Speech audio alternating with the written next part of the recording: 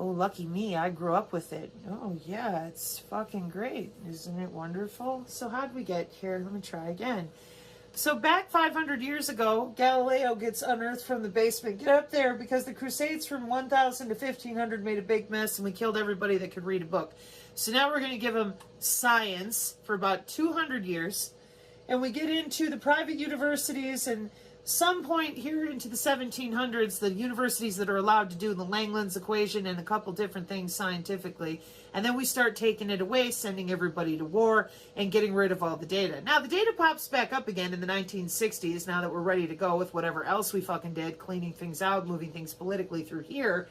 And then we have, at the late 1800s, oh, guess what? Nothing exists except what you can see.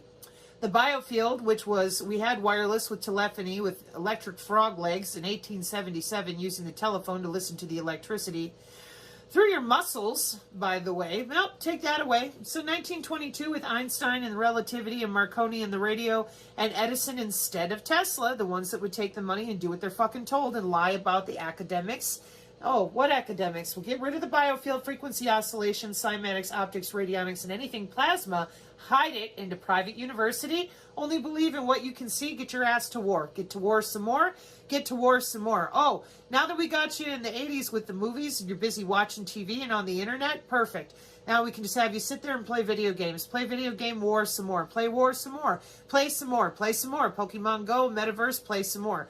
What's going on in the world? I don't fucking know. Play your video game. And now with whoever's over there in Ukraine, you're going to give them a bunch of money and they're going to go to war some more. Okay, well, that sounds like pretty fucking magical technology that's been around this entire time that I've been alive, which is your photonics and plasmonics. And then you're down here, this is my notes, these are my notes from Stephen Greer. And he's the one that goes up to Congress and tries to tell them what the fuck is going on in regards to all the different ways that they're using thought, which is faster than photons or light, in order to communicate with driving the ships. And he tried to warn people this year. He said the secrecy surrounding all this crap is where the danger is, because you think it's fake when in reality it's actual authentic technology, like the Wide Body Area Network, which is your international standards for electrical and electronics engineers at 802.15.6. So the citizens, like myself, we have no recourse, no nothing. We don't exist. I'm a test subject for DARPA, so I'm part of Black Projects, and therefore I get no health care and I don't exist. And then up here, as you can see, they get to go make their cute little spaceships and technology, get paid big fucking money to go work for Skunkworks, Lockheed, Raytheon. And the rest of us get to die. We get to fry. And the fucking population can't handle this. They continue to circulate around me going, you're just broken. It's got to be because you're so emotional. And I'm sitting here going, you realize the level of self-control and peace in my heart it must take to sit here in front of you and tell you this, having survived testing for it that ended but before I was 11 years old. I'm 44. So the testing for what we're all living through right now ended for me at 11 years old. Where has been the empathy from the fucking people doing podcasts that all know one way or another with their handlers and bullshit who I am? Not a fucking bit of it. You need to not swear, and you need to have a better presentation, and you. Where was the acknowledgement that I'm just like O'Brien and Shaboter? By the medical records, by the squad numbers, by the actual ability to show you what's going on. We're not going to do that. We're going to make fun of you and let the common people that you trust out there, like Tony the Nanobucket guy, some other writer for some Patriot magazine, and other professionals that wrote about my knowledge of the IEEE and telling it like it is. That's what it is. And then other people came out and they said, no, she's telling the truth. Yeah, you people that work with these dirty people that run narratives, you couldn't be nice to me.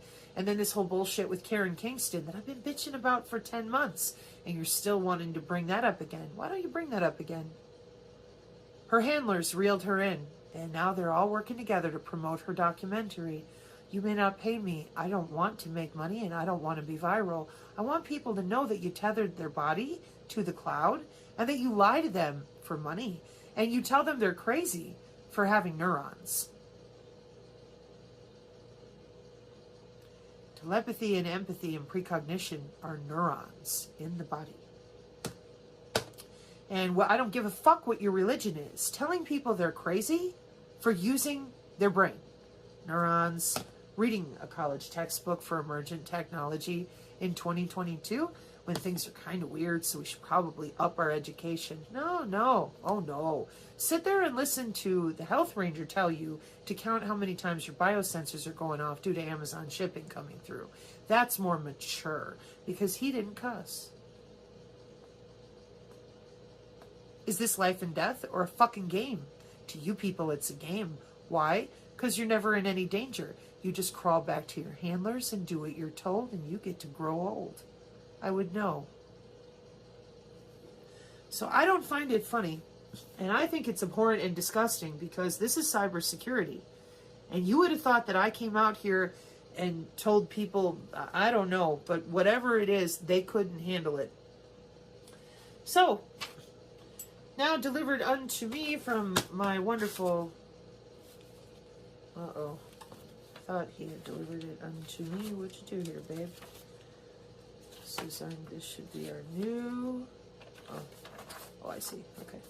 So, welcome to the new PDF, in which, right here in the very beginning, I changed everything so that there's nothing of my writing in it. This is purely tech metrics now, so that there's no complaining, no whining, no bitching, nobody hashing back and forth what Sabrina said. I didn't say shit.